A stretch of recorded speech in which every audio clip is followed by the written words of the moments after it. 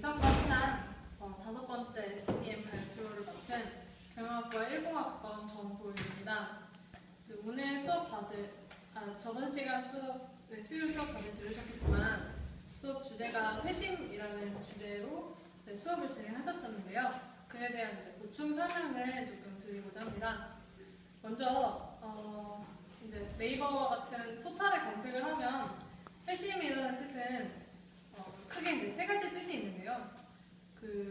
특이하게도 기독교와 불교에서 사용하는 회심이라는 뜻을 구분해서 설명을 해주었더라고요. 잠깐 소개를 드리면 기독교에서는 회심을 과거의 생활을 뉘우쳐서 고치고 신앙의 눈을 뜬 그러한 상태를 회심이라고 표현을 했고요.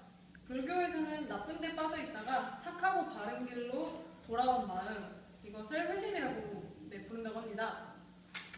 다들 아시겠지만 회심이라는 것은 굉장히 쉬운 한자어인데요. 돌아올 회에 마음 심자를 쓰는 그런 단어입니다.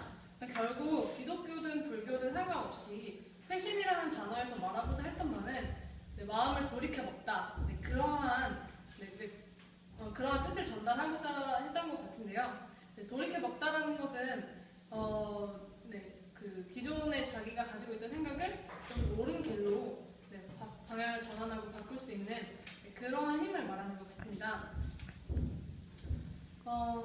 의식 내면의 질서를 교수님께서 초자연적인 것과 자연적인 것으로 구분을 하셨는데요. 초자연적인 것은 이제 신학 또는 신앙적인 것과 관련되어 있는 거고, 자연적인 것은 이제 철학이나 이성적인 그러한 측면으로 관계가 있는 부분인 것 같습니다. 때문에 이러한 부분들은 상호 보완적으로 상호작용을 하게 되는데요.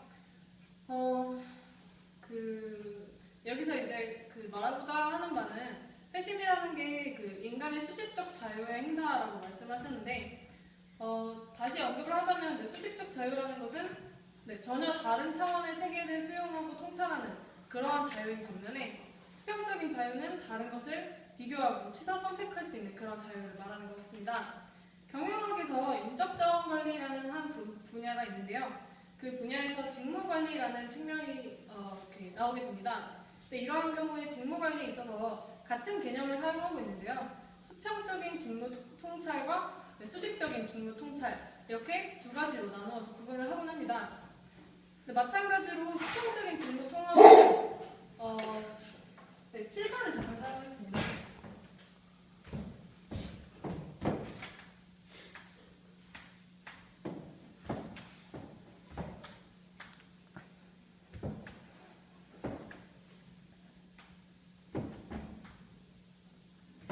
A, B, C, D라는 직무가 나눠져 있을 때 이 직무를 원래는 갑이라는 사람이 A라는 직무를 담당했었다면 이제 수평적인 직무 통합 후에는 B 또는 C까지의 직무를 통합하게 되는 것을 말합니다. 근데 여기에서 전제는 권한이나 책임이 비슷하다는 가정을 깔고 직무 통합을 진행하는 거기 때문에 예를 들어서 책상 하나를 만든다고 할 때 이 사람이 기존에 대패질만 했었다면 그 다음에는 리스칠도 같이 한다든지 이렇게 직무의 권한과 책임이 대동소이한 작업들을 하게 되는 그런 직무 통합을 말합니다.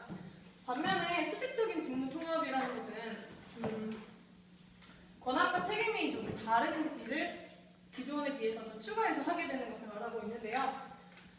예를 들어서 마찬가지로 대패질만 했던 사람이 원자재 구매 결정을 한다든지 아니면 완성된 제품에 대해서 판매에 적합한 상품인지 검증을 한다든지 이런 식으로 본인이 원래 가지고 있던 것보다 권한과 책임이 더 늘어난 그러한 일을 맡게 됐을 때 수직적인 직무 통합이라고 말을 하고 있습니다. 여기서도 알 수 있듯이 수직적 자유에는 다른 차원의 세계를 수용하는 것이기 때문에 이제 좀 더 고차원적인 통찰력이나 이런 것들이 당연히 필요하다고 할 수 있겠습니다. 그렇기 때문에 이전까지와 다른 이성적이라든지 신앙적인 관점이 필요할 것이고요. 마지막으로 회심을 교수님께서는 지성적, 도덕적, 종교적, 사회적, 정치적, 심층적 이렇게 여러 가지로 구분을 해놓으셨는데, 교수님이 수업 시간에서 강조하신 것은 지성적인 통찰이기 때문에 저도 이제 지성적인 통찰에 대해서 조금 더 짚고 넘어가도록 하겠습니다. 지성적인 통찰은 자기가 알던 것을 고집하는 그런 사고방식에서 벗어나서 뭐 이제 경험, 뭐 이해, 판단과 같이 의식의 이제 과정을 이제 유기적으로 그 작동해서 이제 뭐 진리를 탐구하는 이런 것을 이제 그 지성적인 회심이라고 할 수 있는데요. 이런 경험, 이해, 판단 그 세 가지 단계가 유기적인 작동을 해서 그 지성적인 회심에 이른다고 그렇게 말씀하셨는데, 이러한 것에 발례로 들 수 있는 게 미사일 발사 신드롬이라는 것이 있는데요. 뭐 2차 세계대전이라든지 이런 전쟁이 발발했을 때 그 적국에 미사일을 날릴 때 보통 그냥 조용한 방 안에 앉아서 버튼 몇 개만 누르면 미사일이 날아가게 되잖아요. 그래서 미사일이 발사되고 나서 그 결과가 매우 처참한 데 비해서 그 발사 버튼을 누른 사람은 그보다 훨씬 못 미치는 죄책감을 느끼고 있다는 그것이 미사일 발사 신드롬입니다. 그러니까 이번에 얼마 전에 있었던 세월호 참사에서도 비슷한 것을 적용할 수 있을 것 같은데요. 선원 각자가 저지른 일이 작지만 결국 그로 인해서 거의 300명에 가까운 사람들이 희생이 됐잖아요. 그렇기 때문에 그 본인이 아는 것과 실제로 진리라든지 아니면 그런 회심과는 좀 일정한 괴리가 있다는 것을 보여주고 싶었는데, 사소한 사례지만 제 사례를 좀 들어볼게요. 저는 어렸을 때 미술학원을 다녔었는데 거기서 미술학원 선생님이 주로 태양을 빨간색으로 그리셨어요. 그래서 저는 당연히 태양을 빨간색으로 그려야 된다는 생각을 가지고 있었는데, 지금 와서 태양을 보면 빨간색이라기보다는 뭐 주황색이나 뭐 노란색을 띠고 있고, 그리고 또 실제로 그러니까 태양빛을 분석해보면 7가지의 색깔로 스펙트럼이 나눠지고 뭐 눈에 보이지 않는 적외선이라든지 자외선이라든지 이런 걸로 또 분류가 되잖아요. 그렇기 때문에 자기가 아는 것이 이 세계를 뭐 규정짓는 어떠한 것이라고 섣불리 판단을 내릴 것이 아니라 이런 뭐 경험, 이해, 판단의 유기적인 작용을 통해서 지성적인 회심에 이르도록 더 노력을 많이 해야 될 것 같습니다. 마지막으로 도덕적인 회심에 대해서는 방금 이제 회심의 정의를 내리면서 기독교와 불교에 대해서 정의를 내려드렸는데, 보통 한국에서 가장 이제 좀 우세한 종교 3가지를 꼽으려면 그 2가지의 종교 말고도 유교를 빼놓을 수 없는데요.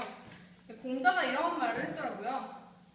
군자를 섬기기는 쉬우나 만족시키기는 어렵고 소인을 섬기기는 어려우나 만족시키기는 쉽다라는 말을 했는데요.